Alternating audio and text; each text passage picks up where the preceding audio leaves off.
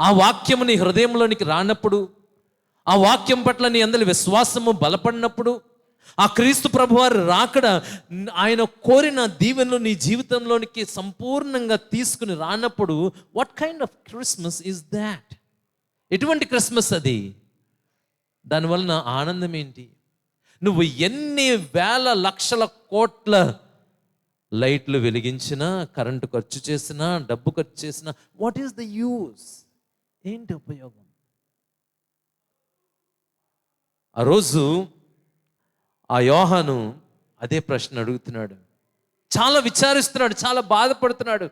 ఆ వెలుగు లోకంలోనికి వచ్చింది, కానీ లోకము దాన్ని గ్రహింపుకుందట.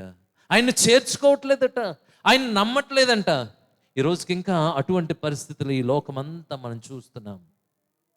ఆ వెలుగు ప్రకాశిస్తుంది, చాలా ప్రకాశవంతంగా దాని కాంతులు విరజిమ్ముతున్నాయి, కానీ చీకటి ఆ వెలుగును గ్రహించట్లే.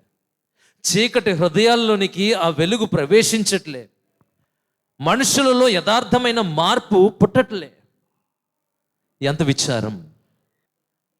వాస్తవానికి Christmas, happy Christmas, merry Christmas అని ప్రతి నోట ఈ క్రిస్మస్ కాలం అంతా మారుమ్రోగిపోతూ ఉంటుంది. కానీ విషాదకరమైన విషయం ఏంటంటే, ఆ వెలుగు ఈ లోకములోనికి వస్తున్న ఆ వెలుగు హృదయాల్లోనికి ప్రవేశించట్లేదంట. అలాంటప్పుడు ఆ క్రిస్మస్ హ్యాపీ ఎలా అవుతుంది?